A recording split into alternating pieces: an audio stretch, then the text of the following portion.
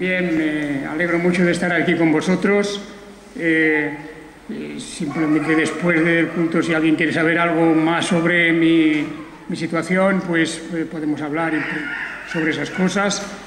Pero he considerado que para estar más seguro de que puedo hacer la exposición de la palabra y disfrutar con vosotros de este culto, pues que sería mejor estar aquí sentado, recordando mis años de profesor, ¿verdad? Un poquito me siento ahora como delante de una clase.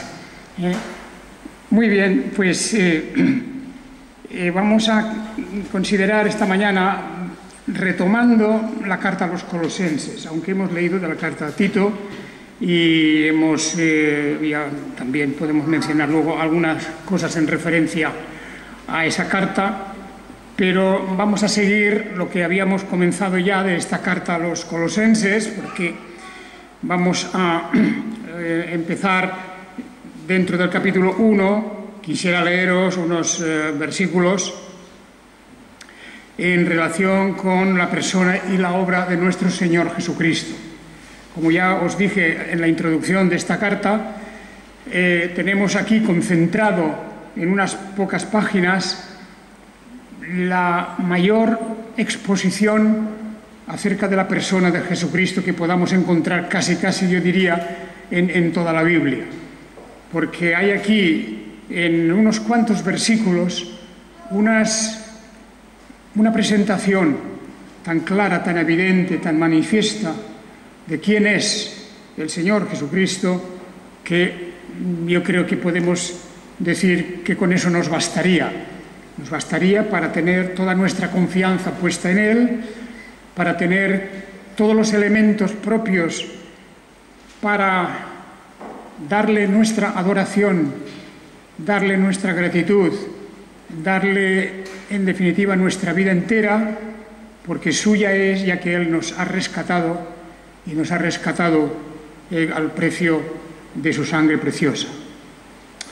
De manera que vamos a los Colosenses, a la carta a los Colosenses, que como recordaréis fue escrita a una iglesia que el apóstol Pablo no conocía directamente, pero de la que había tenido noticias estando él preso en Roma y que había suscitado una gran inquietud en su ánimo, porque allí se estaba debatiendo, se estaba discutiendo e incluso se estaba difiriendo de una manera demasiado fuerte, demasiado profunda, acerca de la personalidad y de la naturaleza del Señor Jesucristo.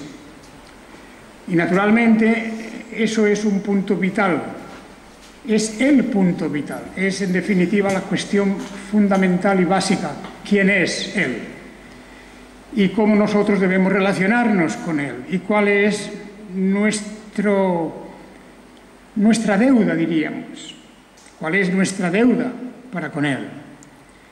En base a su obra. Y esto he concentrado, como digo, en unas pocas palabras en este capítulo primero. Bien, en el versículo 12, capítulo 1 y versículo 12, empezamos a leer diciendo: con gozo, dando gracias al Padre, que os hizo aptos para participar de la herencia de los santos en la luz, quien nos rescató de la potestad de las tinieblas y nos trasladó al reino del Hijo de su amor, en quien tenemos la redención, el perdón de los pecados. Él es la imagen del Dios invisible, el primogénito de toda creación, porque en Él fueron creadas todas las cosas, en los cielos y en la tierra, visibles e invisibles, tronos, dominios, principados, potestades. Todo fue creado por Él y para Él. Y Él es antes de todas las cosas y todo subsiste en Él. Y Él es la cabeza del cuerpo, de la Iglesia. Él es el principio, el primogénito de los muertos, para que en todo tenga Él la preeminencia, por cuanto plugo que la plenitud de todo habitara en Él. Y por medio de Él reconciliar consigo mismo todas las cosas, así las que están en la tierra como las que están en los cielos, haciendo la paz por medio de Él, por la sangre de su cruz. Y a vosotros, que en otro tiempo erais extraños y enemigos por tener la mente ocupada en malas obras, aún así ahora os reconcilió en su cuerpo de carne por medio de la muerte, para presentaros santos y sin mancha e irreprensibles delante de Él, ya que en verdad permanecéis fundamentados en la fe y firmes y sin moveros de la esperanza del Evangelio que habéis oído, el cual ha sido proclamado en toda la creación que está debajo del cielo, del cual yo, Pablo, llegué a ser ministro. Cuando pensamos en este pasaje, vemos aquí tal abrumadora cantidad de razones, de explicaciones acerca de lo que es la persona de nuestro Señor Jesucristo, en su naturaleza humana y en su naturaleza divina, que realmente no se puede comprender bien que en la iglesia de Colosas y en otras iglesias, ya en el tiempo antiguo, en esta época del primer siglo, abundara la negación y el rechazo a la idea de que Jesucristo es Dios verdadero. No se entiende. Por eso el apóstol, al saber que los colosenses, o una parte de ellos, no era toda la iglesia, una parte de ellos rechazaban esto, naturalmente, eran aquellos que venían del judaísmo. Dentro del judaísmo hay una concepción de Dios de tipo racionalista, una concepción en la que lo único que cuenta es decir, bueno, 1 y 1 son 2.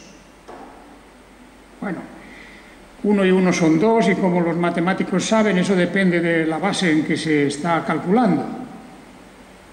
Puede ser 2 o puede ser otras cosas. Pero cuando hay un racionalismo exacerbado, casi de tipo cartesiano, matemático, que no quiere saber más que 1 y 1 son 2, pues claro, aquel que viene del judaísmo, aquel que proviene de una interpretación racionalista de la Biblia, pues tiene un cierto material para negar el hecho de la divinidad de Jesús. Hemos leído en el profeta Isaías un pasaje muy hermoso que hay que tener siempre muy en cuenta. Cuando dice Dios, porque mis pensamientos no son vuestros pensamientos, ni vuestros caminos mis caminos, dice Yahvé, porque como los cielos son más altos que la tierra, así mis caminos son más altos que vuestros caminos y mis pensamientos más que vuestros pensamientos. Si tuviéramos siempre en cuenta esto, creo que seríamos más prudentes en no suscribir cualquier interpretación de la Biblia de tipo puramente lógico. Naturalmente que la lógica tiene sus momentos y tiene su aplicación en algunos momentos y pasajes de las Escrituras y forma parte de nuestra racionalidad, etc., imperfecta siempre, no lo olvidemos, que nuestros pensamientos no son los pensamientos de Dios. Y más cuando los que leen el Antiguo Testamento, o los que tienen como fuente principal, a veces casi única, el Antiguo Testamento, pues interpretan que, bueno, ahí donde dice una cierta palabra, esa siempre tiene el mismo uso, o que siempre significa exactamente lo mismo. Por cierto, que hay Biblias que están traducidas con esa idea. Así, por ejemplo, pues, yo que sé, donde dice en la Biblia, en la lengua hebrea, dice dabar, pues ellos eligen una traducción de esa palabra, dabar, pues significa cosa. Bueno, pero también en muchos lugares se ve que no es cosa. Evidentemente, por el contexto, se ve que significa también palabra. O puede significar asunto. Y se puede traducir una única palabra de muchas maneras. Bueno, pero hay quien se apunta a sola una forma, a solo un significado, y efectivamente, en muchas, no diría muchas, pero hay alguna versión de la Biblia, pues tienen ese criterio, que allí donde pone dabar, siempre pondrán, pues por ejemplo, cosa. Y así en todo el Antiguo Testamento. Y así con muchas palabras, Esa es una manera de tergiversar la Biblia, por supuesto, porque en aquella lengua, como en todas las lenguas, nosotros también en nuestra lengua podemos encontrar muchas palabras que no significan siempre lo mismo. Depende del contexto, depende de la intención del que habla o del que escribe, y así pues el lenguaje es una cosa indudablemente maleable, una cosa que es la que expresa el pensamiento. Y cuando Dios dice aquí en Isaías que mis pensamientos no son vuestros pensamientos, que Dios no piensa exactamente igual que nosotros, hemos de tener la precaución de leer su palabra con muchísimo respeto y atención, con nuestra mente abierta, no teniendo ya los prejuicios hechos antes de llegar a una conclusión.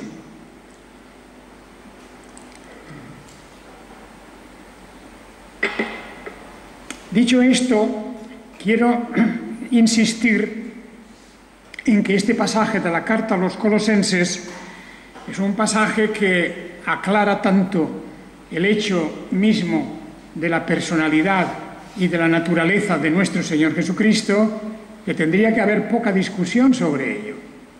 Pero siempre el elemento judaizante, antes y después y ahora, siempre ha sido esa influencia del judaísmo que desde dentro de la Iglesia ha intentado romper la idea central de lo que es la fe cristiana y su elemento diferenciador del judaísmo. No digo del Antiguo Testamento, sino del judaísmo como religión, del judaísmo que en tromba se lanzó contra la doctrina de la divinidad de Jesucristo. Hasta el día de hoy, pues hay, como hemos ya mencionado y comentado muchas veces, hay movimientos dentro de la Iglesia cristiana o en las orillas de la Iglesia cristiana que son puramente judaizantes y que tienen como principal meta destruir la idea de la divinidad de Jesucristo. El apóstol Pablo nos dice aquí cosas grandiosas acerca de esa naturaleza. En primer lugar, fijaos que el sujeto de todo este pasaje es la persona de Jesucristo. Ya desde el versículo 13-14, está hablando primero del Padre, ahora hablaremos de esto. Está hablando con gozo, versículo 12, con gozo dando gracias al Padre que os hizo aptos para participar de la herencia de los santos en luz, quien nos rescató de la potestad de las tinieblas y nos trasladó al reino del Hijo de su amor, en quien tenemos la redención, el perdón de los pecados. Y aquí ya el sujeto en adelante de todas estas oraciones que vienen, todas estas frases, el sujeto es Jesucristo, el Hijo amado. Se habla de Él. Y naturalmente tenemos que recordar aquí, cuando se nos habla del Padre, o cuando se nos habla en el versículo 15 del Dios invisible, tenemos que recordar aquí, claro, las enseñanzas veterotestamentarias, las enseñanzas del Antiguo Pacto respecto a la naturaleza de Dios, que aparece de forma múltiple, de forma variadísima ante nuestros ojos. Dios como creador de todo, del universo. Por cierto, aquí se atribuye a Jesús, al Hijo de Dios, la misma función exactamente. Se habla de Dios en el Antiguo Testamento como nuestro Redentor. Aquí también se habla de Jesucristo como Redentor, el que nos redime, nos rescata de las cadenas del mal y del pecado. Se habla de Dios en el Antiguo Testamento como nuestro Salvador único. Aquí vuelve a hablarse de Jesucristo como Salvador único. Y en definitiva, de todo lo que se dice aquí, al final es que hay una verdadera eclosión, como si fuera una gran explosión de alabanza, de reconocimiento, de adoración a la persona de Jesús, en el cual se centra todo lo que Dios el Padre ha hecho.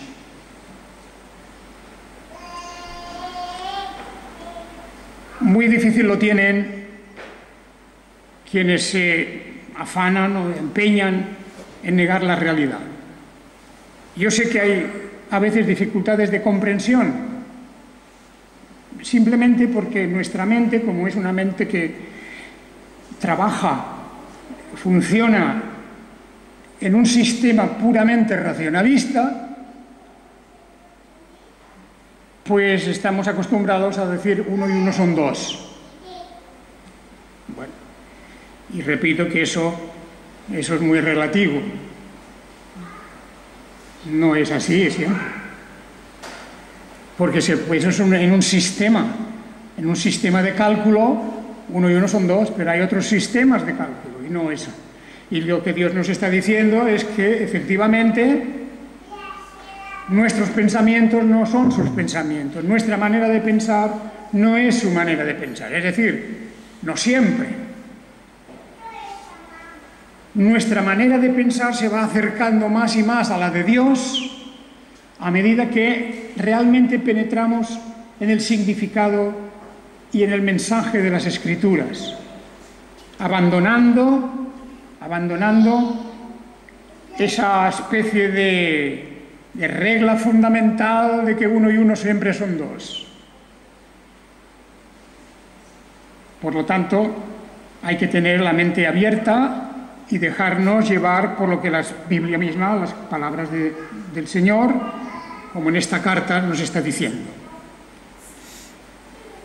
En primer lugar, hay algo fundamental aquí, y es que en el Antiguo Testamento Dios siempre aparece como el ser invisible. El ser invisible. Me diréis, bueno, pero alguna vez parece que se ve algo, ¿verdad? Moisés vio algo allí, primero vio una zarza ardiendo, un matorral ardiendo, y aquello era una manifestación de la divinidad. Y luego también vio algo así como una figura, y vio pues algo como no de frente, pero de espaldas. Le pareció bien algo, así lo dice la Escritura, que lo vio. Pero claro, también los profetas tienen sus visiones. Y cuando abrimos las páginas del profeta Isaías, pues nos habla de aquella maravillosa visión que él tiene de la divinidad en los cielos, de la gloria de Dios. Y eso es una visión, pero realmente esa visión, lo mismo que un sueño, no es la realidad misma, la esencia misma de Dios.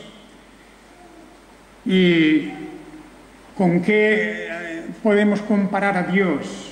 Es imposible, porque Dios es el creador de todo, y el creador está por encima de todo lo creado. Por lo tanto, podemos decir que efectivamente la idea de Dios como invisible es la idea central de la Biblia. Las frases famosas: a Dios nadie le vio jamás, por ejemplo. O aquí, en el versículo 15, se nos dice que Jesucristo es la imagen del Dios invisible. Pero esta frase es fundamental. Es fundamental porque está hablando que Él, es decir, ya el sujeto, ya hemos dicho, es Jesucristo, el Hijo amado, el Hijo del amor de Dios, en quien tenemos la redención, el perdón de los pecados. Él es la imagen del Dios invisible. Pero fijaos, una cosa que es invisible, para que de alguna manera nosotros tuviéramos acceso a ella, pudiéramos verla, esa cosa invisible se tendría que transformar en visible. Simplemente que lo que es invisible se convierta en visible. No tiene que cambiar de naturaleza, no tiene que cambiar de forma, porque es la imagen significa la forma, se refiere a la palabra griega morfé, la forma.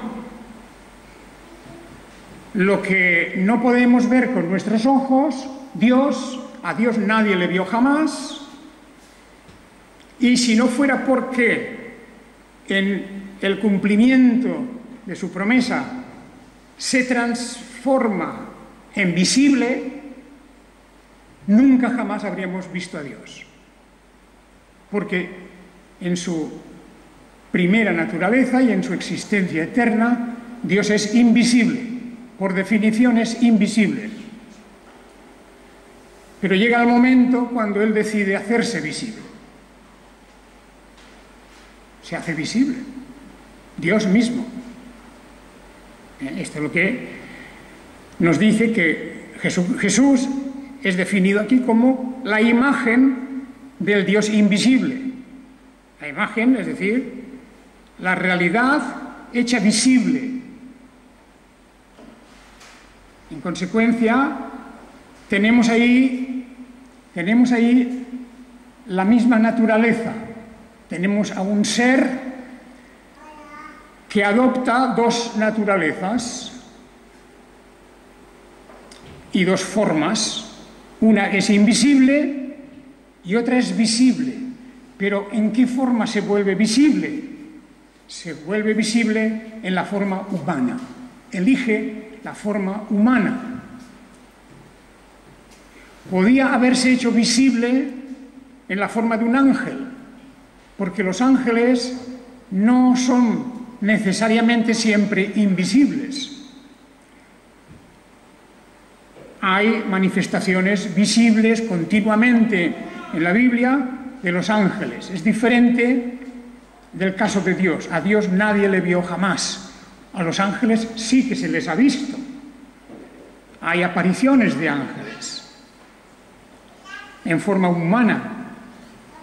Ahí tenemos en el libro de Apocalipsis, ahí tenemos en diversos lugares del Antiguo Testamento, incluso en el libro del Génesis, apareciendo como seres humanos.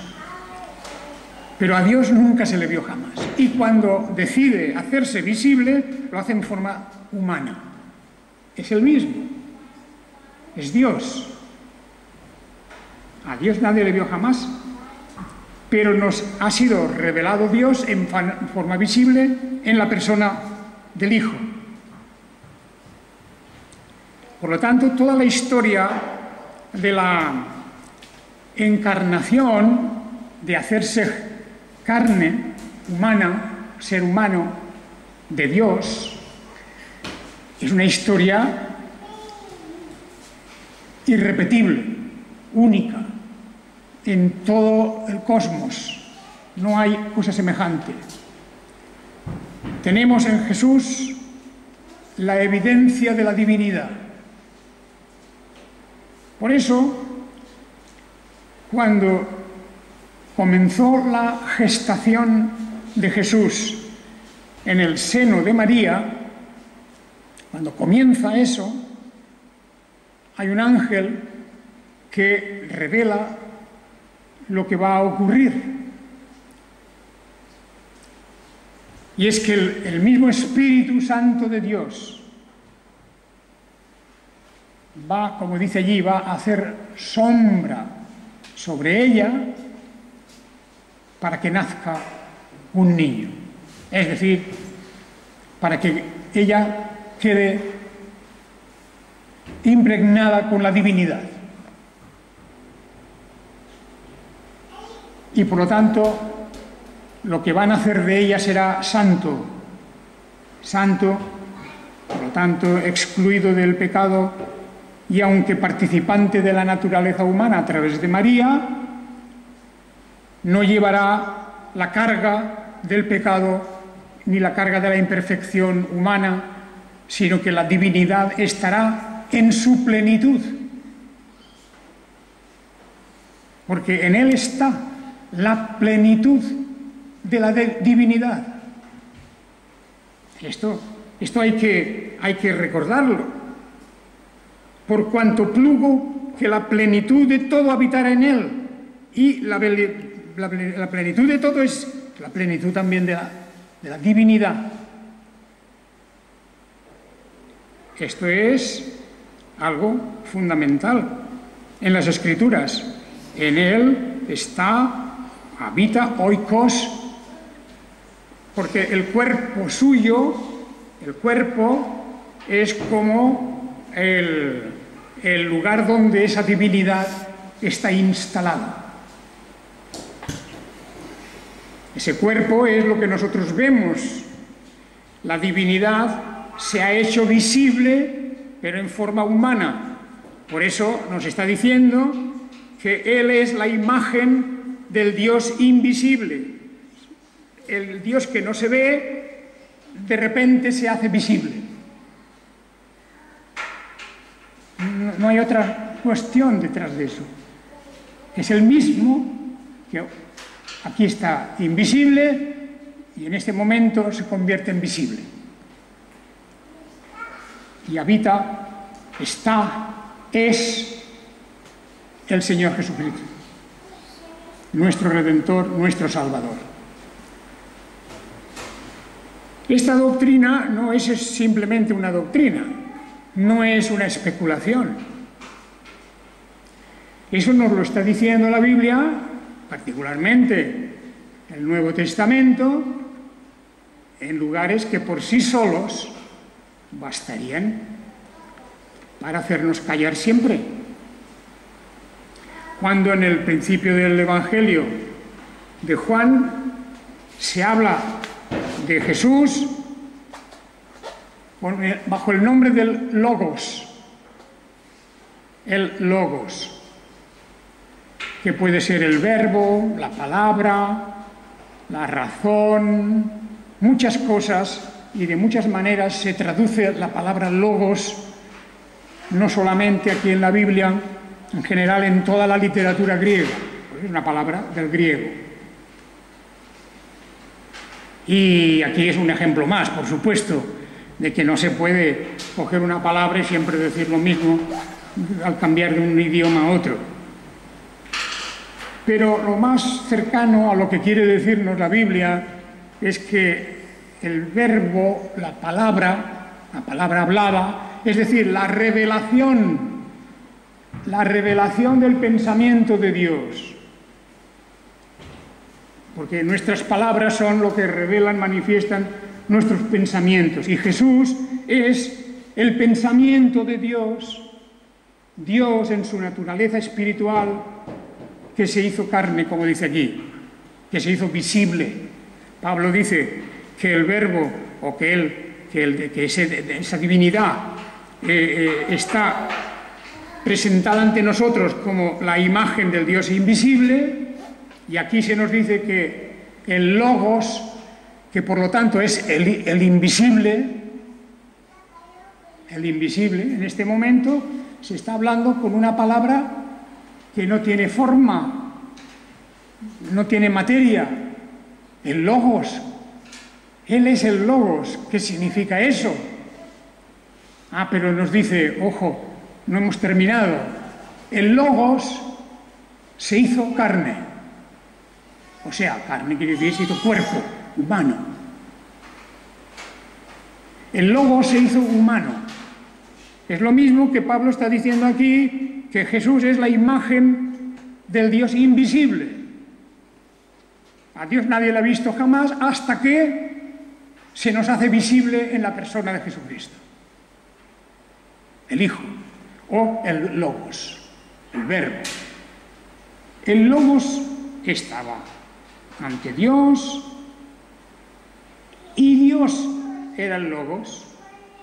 Y el Logos era Dios, diríamos nosotros, en un orden normal. Aquí se ha seguido el orden que en la lengua griega se escribiría esta pequeña frase. Dios era el Logos o el Logos era Dios. Naturalmente, como si dijéramos, el pan es harina y la harina es pan. Se fabrica así, ¿verdad? Y aquí lo que está diciendo es que la naturaleza es la misma, Dios, la divinidad, y luego tenemos aquí el Logos, que es la expresión visible, oral, si queréis, la revelación del Padre. En un principio este estaba ante Dios, todas las cosas por Él fueron hechas, y sin Él nada de lo que ha sido hecho fue hecho. Claro, cuando nos dice que todas las cosas por Él fueron hechas, por el Logos, tendríamos que corregir el libro del Génesis. Claro, si una persona sigue a rajatabla de forma lógica, la lógica flaca, imperfecta, humana, de que 1 y 1 son 2 y 2 y 2 son 4, entonces esa forma de hablar, de pensar, pues aquí tendríamos que decir, bueno, no, esto es una contradicción, porque ¿cómo puede ser que el Logos haya hecho todas las cosas? Cuando el libro del Génesis nos dice que en el principio creó Dios los cielos y la tierra. Porque si Jesús no es Dios, entonces Jesús no hizo nada, no intervino, según eso. Y entonces los que quieren separar la persona de Jesús de la realidad de Dios, pues se encuentran ahí con una pared que no pueden pasar, ¿eh? Porque ¿quién ha hecho todas las cosas? Cuando dice en la carta a los Colosenses, porque en Él fueron creadas todas las cosas, en los cielos y en la tierra, visibles e invisibles, tronos, dominios, principados, potestados, todo fue creado por Él y para Él, y Él es antes de todas las cosas y todo subsiste en Él. Y Él es la cabeza del cuerpo de la Iglesia. Él es el principio y el primogénito de los muertos, para que en todo tenga la preeminencia, por cuanto plugo que la plenitud de todo habitar en Él, y por medio de Él reconciliar consigo mismo todas las cosas, así las que están en la tierra como las que están en los cielos, haciendo la paz por medio de Él, por la sangre de su cruz. La cuestión aquí, hermanos y hermanas, es que Él es también creador. cuando dice al final del versículo 16, Colosenses 1:16, todo fue creado por Él. La lógica diría, bueno, pero ¿en qué quedamos? ¿Fue creado por Dios o fue creado por Él? Por Él, por Jesús, claro, está hablando de Jesús. ¿Quién creó todas las cosas? La Biblia dice, en el principio creó Dios todas las cosas. Pero aquí dice, todo fue creado por Él, por Jesús. Es decir, por el Hijo de Dios que se hizo humano, se hizo carne. En consecuencia que no puede haber dos creadores, no puede ser uno sustituto del otro, ni a medias, sino que tenemos en la persona de Jesús el Mesías, aquel que antes de su encarnación,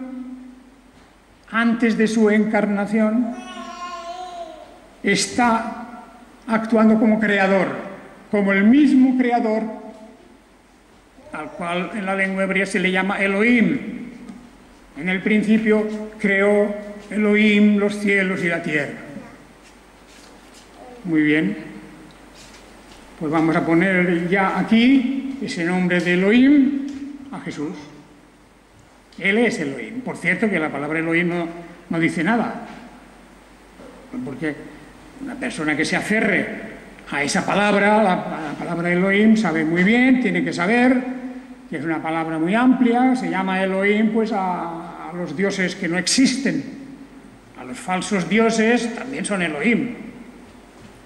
Y se llama Elohim a los grandes personajes, jueces y príncipes en Israel, también reciben un nombre colectivo de Elohim, dioses, porque son los que tienen la potestad. En definitiva, con la palabra Elohim no decimos nada. Estamos hablando de esa divinidad que ya sabemos que existe antes de conocer la palabra Elohim. La palabra Dios es una palabra universal. En una lengua se dice de una manera, en otra lengua se dice de otra manera, y lo que únicamente describe es, en definitiva, la idea del gran creador, del gran Señor, del Espíritu que ha dado origen a todas las cosas. Bien, eso en la Biblia se le atribuye a Jesús en todo, como juez último de todas las cosas y de todos los seres, como creador del universo, como Salvador único, juntamente, al mismo tiempo que eso también se atribuye al Padre, porque el Padre y el Hijo son uno. Son uno. Y ahí es donde tenemos la doctrina de la unidad real y verdadera de la divinidad. Solo hay un Dios. Solamente que Dios, en el momento cumbre de la historia, se hizo visible. Se hizo visible en la persona de Jesús. Adquirió naturaleza humana, sin pecado, en María, por la obra del Espíritu Divino mismo, que engendró en María un ser excepcional, siendo hombre real y siendo Dios real y verdadero. No es difícil de comprender esto.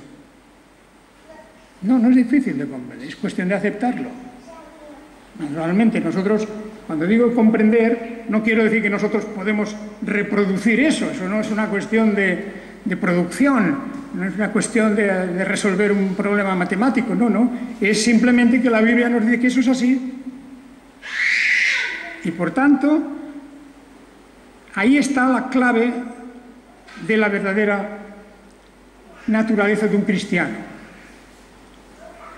que es aquel que reconoce a Jesús como Dios y que reconoce que solo hay un Dios, el cual se ha manifestado en la forma del Padre y la forma del Hijo.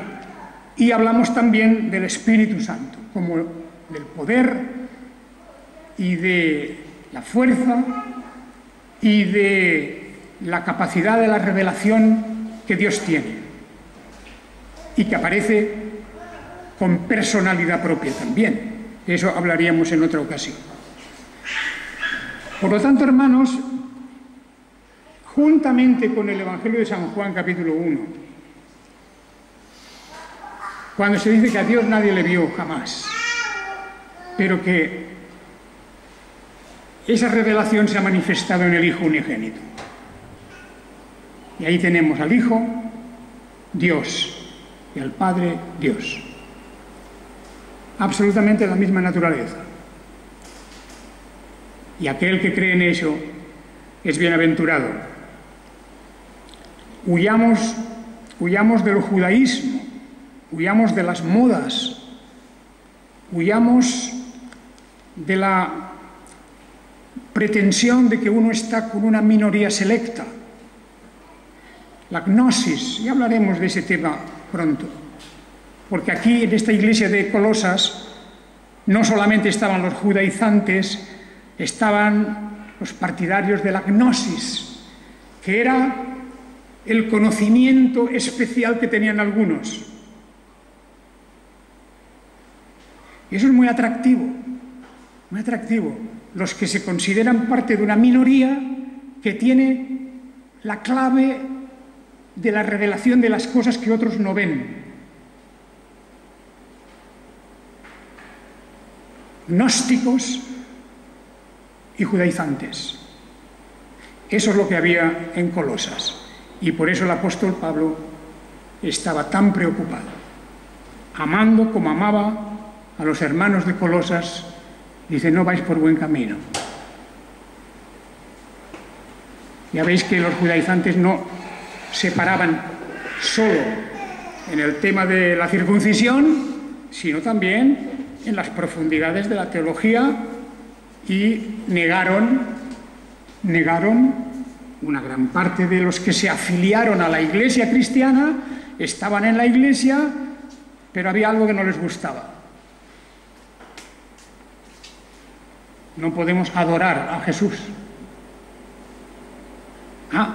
Bueno, habría para hablar largo y tendido sobre la palabra adorar, porque eso también es otra confusión que hay por ahí. Pero los judaizantes hacían esto, no podemos adorar a Jesús, decían ellos. Ahí tenemos el momento en que se tuerce todo descarrila, todo se sale de la vía, en el momento en que degradamos la verdadera naturaleza y personalidad de Jesús. Porque lo que dice la Biblia es que en Él está la plenitud de todo. No necesitamos nada más. Nada, ni nadie. Me diréis, ¿Dios? Claro, Él es Dios. Que no es lo mismo que decir el Padre, ¿eh? Él es el Hijo. El Hijo en cuanto que existe en la realidad de la divinidad en una personalidad distinta. ¿Es eso posible? Pues sí, porque para Dios hay algo imposible.